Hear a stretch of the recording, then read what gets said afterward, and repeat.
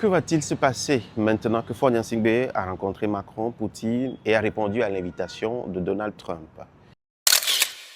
Alors que de nouveaux appels à manifester sont lancés pour le 8 décembre au Togo, le président du Conseil, Faure Gnassingbé, multiplie les déplacements sur la scène internationale. Ses récentes rencontres avec Macron, Poutine et son invitation par Donald Trump à assister à l'accord de paix entre le Rwanda et la RDC contrastent avec la légitimité interne fragilisée. Cette offensive diplomatique répond-elle à un calcul politique face à la contestation interne des derniers mois qui a écorné son image? Ces voyages servent d'abord une stratégie de relégitimation par l'extérieur. Il s'agit de redorer un blason politique, c'est-à-dire que chaque rencontre avec un leader mondial génère des images positives visant à éclipser dans l'espace médiatique le récit des répressions. Le président du Conseil y reconstitue une statue d'homme d'État incontournable. Il s'agit aussi de s'imposer en garant unique de la stabilité. En s'affichant comme l'interlocuteur privilégié des grandes puissances, le pouvoir suggère que lui seul peut attirer des investissements et assurer la sécurité, marginalisant une opposition dépourvue de ce capital relationnel.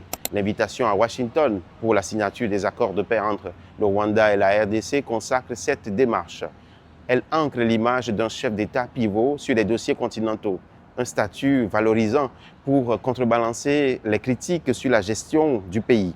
Cependant, cette stratégie comporte des failles intrinsèques et peut produire l'effet inverse. Le risque majeur est celui du décalage. À trop se focaliser sur les capitales étrangères, le pouvoir risque d'être perçu comme déconnecté des urgences nationales, c'est-à-dire le chômage, la vie chère, la précarité. Cette diplomatie spectacle peut alimenter un ressentiment populaire.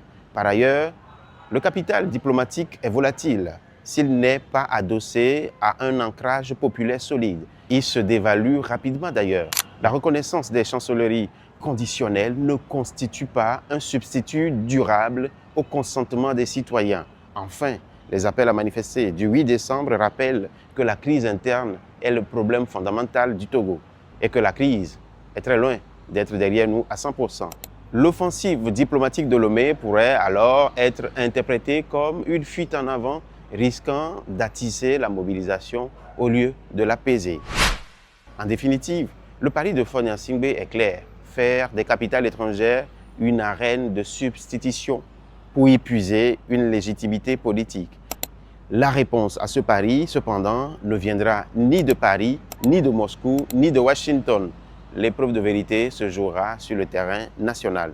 L'histoire politique du monde démontre qu'une reconnaissance internationale, si elle confère un prestige temporaire, ne saurait remplacer durablement l'assise populaire. C'est dans la capacité à répondre aux attentes concrètes des Togolais, bien plus que dans les succès diplomatiques, que se trouvera la clé de légitimité pérenne.